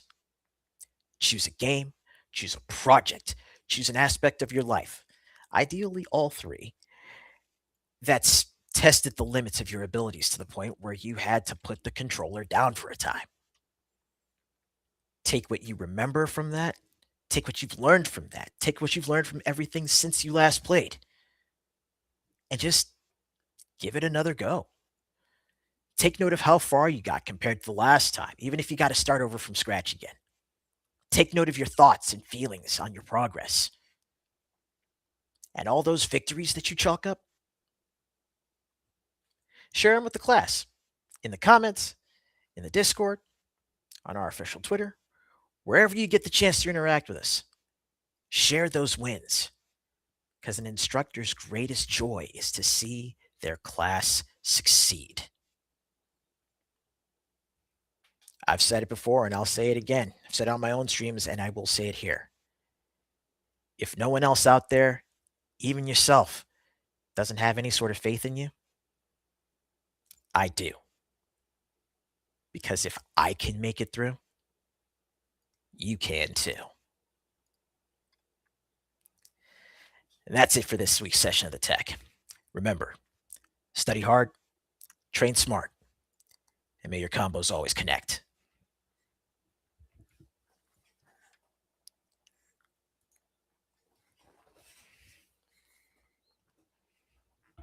Thanks, Ace. That was awesome.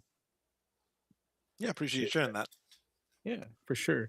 I got something to share on the outro here, but for right now, I gotta share this with you guys. So every night, you guys see me holding this dang bottle. Not every night, but like usually when I'm streaming or like Often enough. often enough, right?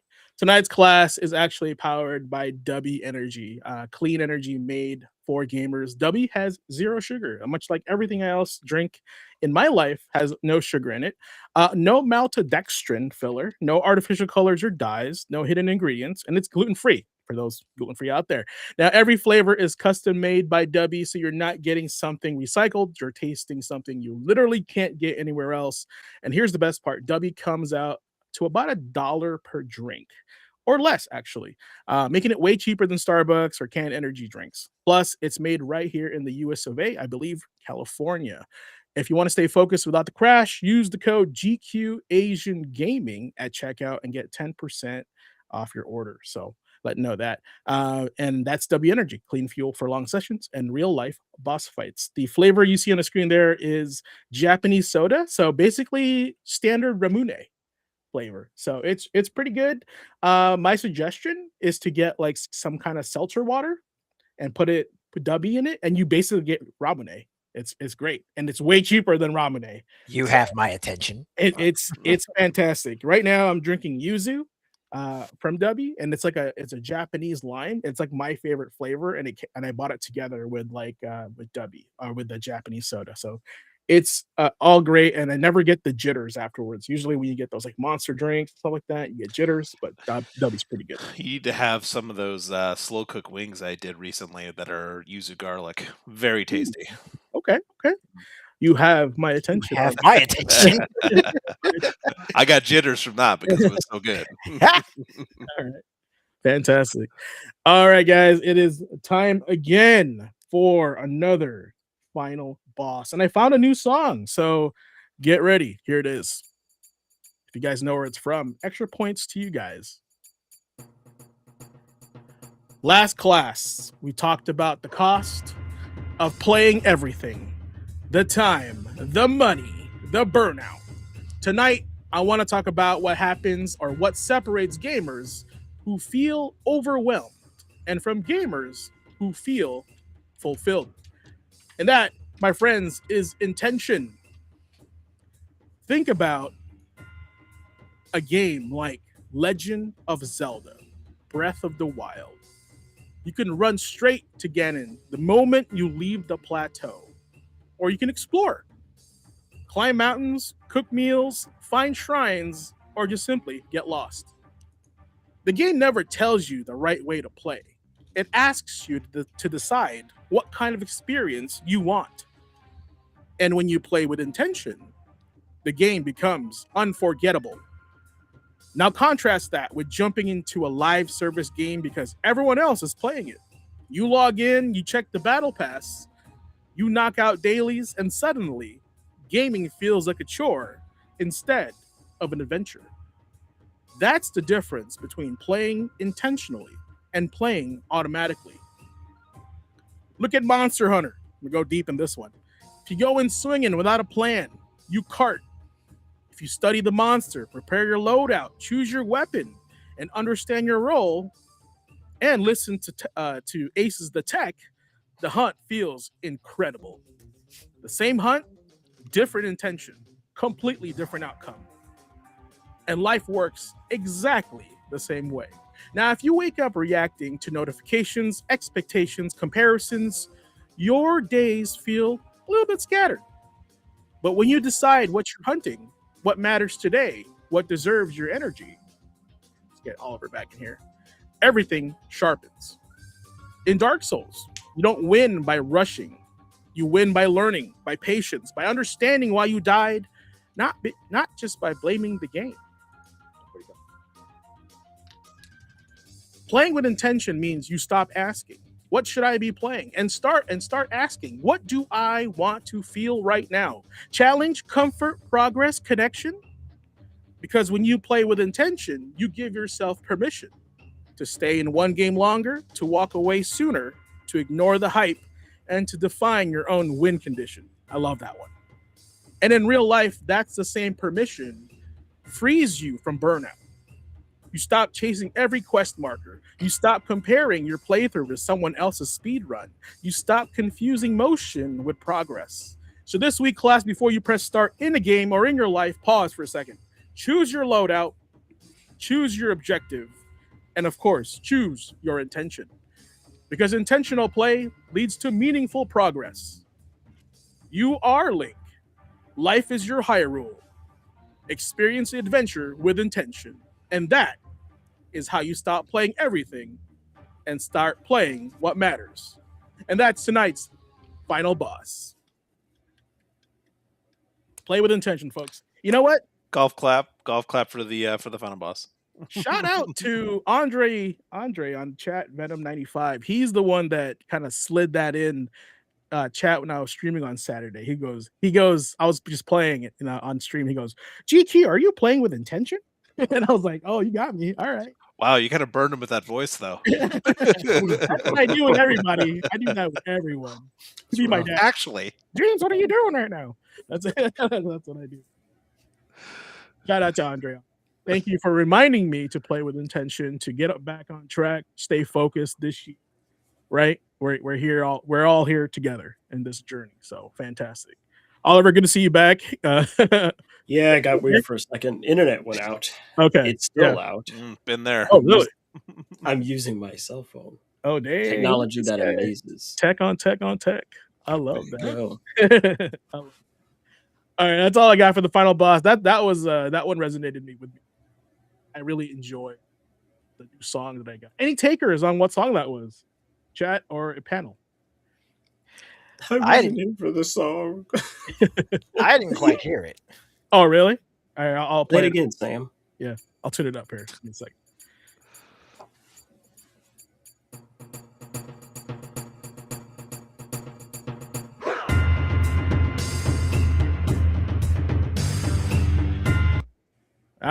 Which one's that?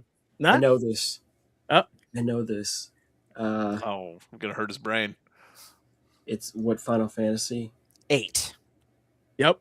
Which There we go. Part? What song? Oh, It's not Lunatic Pandora. It's it's not the assassination attempt. Nope. no, that's actually fittingly enough one of the final boss themes. I think this is the one where you're actually facing off Ultimecia? with Griever. You are. Ace is right. He got it. This is the one Griever. with Bison Griever. And Look, the bass line on that track goes hard in the. Don't make really this man good. throw his internet connection It's right really now. good. Let's be real. The first song you hear in the game, Liberty Fatale, whatever it's called, Yep. I'm sold. That sold me the game and the demo. I wanted to buy it and play it. That was it. I was in.